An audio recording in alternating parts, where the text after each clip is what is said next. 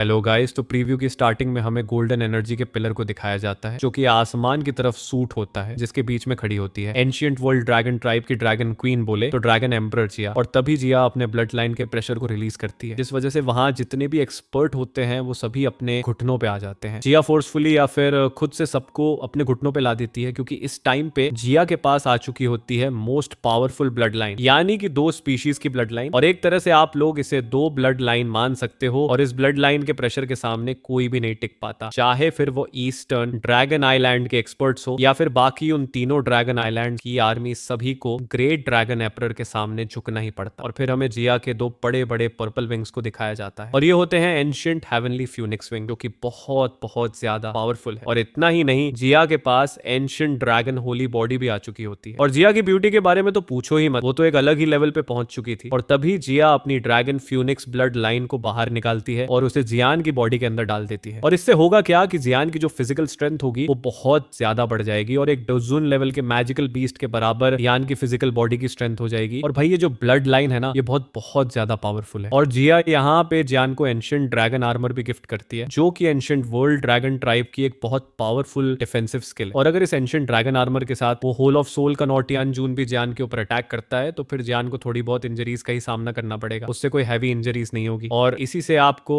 Ancient dragon armour की defensive strength का पता चल गया होगा। और फिर हमारा सीन शिफ्ट होता है और हमें सीन दिखाया जाता है ancient dragon soul lightning pool का, जहां पे कि जियान बैठ के अपनी ट्रेनिंग कर रहा होता है। और जैसे ही जियान अपनी आंखें खोलता है तो वहां पे एक बहुत बड़ा एनर्जी का ब्लास्ट होता है, जिस वजह से सोल लाइटनिंग पूल का पानी चारों तरफ उड़ने लगता है। और इस टाइम पे जियान के सभी पपेट उसे सराउंड करके खड़े होते हैं। और तभी जियान को कुछ टेरिफाइंग सेंस होता है, जिसे सेंस करते ही जियान एकदम सॉफ्ट हो जाता है। और उस चीज को सेंस करते ही जियान चौथा गियर डाल के रॉकेट के स्पीड से वहां से भागने लगता है, और कुछ ब्लैक थंडर जियान का पीछा करने लगती है। और यहाँ पे एक्चुअली में ऐसा होता क्या है वो सब आपको ऑफिशियल एपिसोड की वीडियो के अंदर पता चल जाएगा। और इसी के साथ battle through the haven season 6 episode 147 का प्रीव्यू यहीं पे खत्म होता है। तो चलो यार, इस प्रीव्यू वाली वीडियो करते हैं यहीं पे एंड, और मैं मिलता हूँ आपसे नेक्स्ट वीडियो में। And bye bye guys.